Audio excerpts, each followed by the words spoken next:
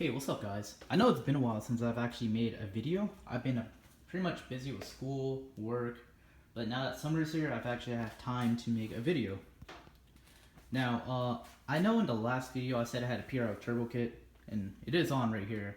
Now, another surprising mod I got that I also didn't expect myself is, this motor is fully built. Yes, it is fully built.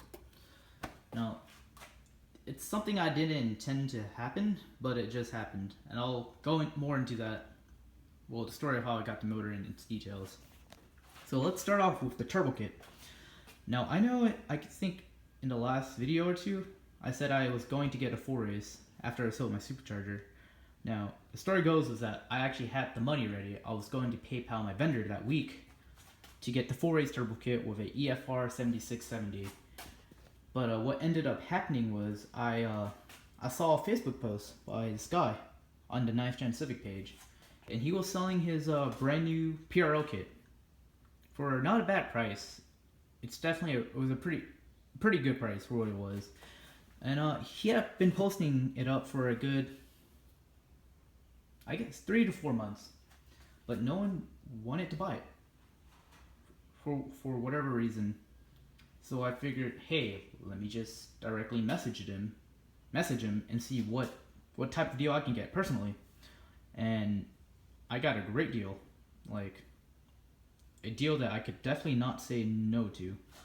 I ended up getting the kit for a good bit less than any other kit in the market, including the max speed kit pricing. And so it came with a Precision 5862 journal bearing turbo. Now, I know I've said I've never been a fan of journal bearing turbos for any brand. And, you know, they've been known to have issues. And ironically, I do have issues with my journal bearing turbo on this motor. I'll go more into that later when I talk about the motor, because actually it has to do somewhat with the motor. But yeah, here it is, the PRL Turbo kit on my car. I've had no issues with it. It's a great kit, you know. Definitely I would recommend it to a lot of people. That or the 4-race kit. So anyway, let's move on to the motor and how I got it.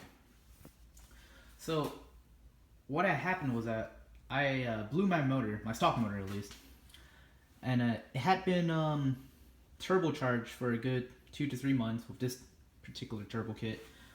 Now what had happened was that one of the wastegate clamps, when I switched out the springs, I didn't loosen them. I didn't tighten them enough.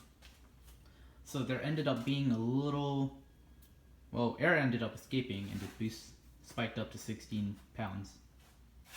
So yeah, and it blew. It happened on a very, very cold night. So yeah, pretty much it blew because of me. My carelessness. But I wasn't upset actually. The motor had about 100k miles on it. A good, I'd say 80 to 90k of those miles were definitely beaten on. I was, you know, fully bolted on for, you know, a good 20 to 30k, I'd say. And then I was definitely supercharged for 45 to 50k. So that's, and definitely, you know, I did a lot of runs in Mexico and all the setups. So, you know, I wasn't upset that the motor went. In fact, I had expected it to go. And it actually had problems when it was supercharged. It was burning a good bit of, I'd say, a quart of oil to a quart and a half every time I did my 3,000 mile oil change. And I didn't see any drips anywhere. So there wasn't any leaks, so definitely either the piston rings were bad or it was just getting into rings or burning out.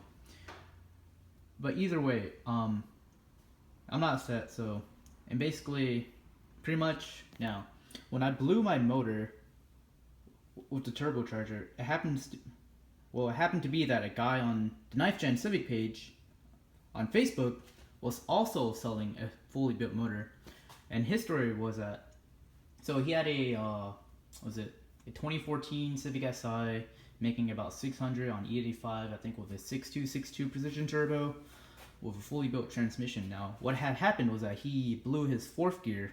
He had a fully built Mfactory 1 through 4, and he blew 4th gear.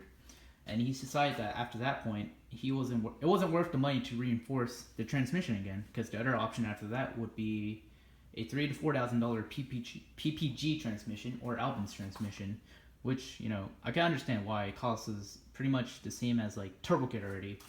So he ended up parting out the transmission, parting out the turbo kit, and parting out the engine, which I got. And in fact, ironically, I actually got a way better deal on the motor, I'd say, than even like the turbo kit. Now, what's done to the motor exactly? So, I'll put the details in the description, but I'll just go over general details of what's been done. It has a fully built head. Obviously, there's no cams for this car, so it doesn't have cams. The head's actually been ported out a bit, so it has turbo tough I-beams. I forgot the pistons, but it was 10 compression something pistons. And the best thing about this, and probably the worst, is that it has a K20A2 oil pump. So with this engine, I'm actually able to rev it up all the way to like 9K. But I found out recently it doesn't really matter because you don't make any more power past 8K for whatever reason. Now, the bad part of having that pump is, you know, it doesn't have a balance shaft, and the idle, or the vibrations at idle, is horrendous, you know. I have another friend who has an 8th gen with Hasport motor mounts, 94A.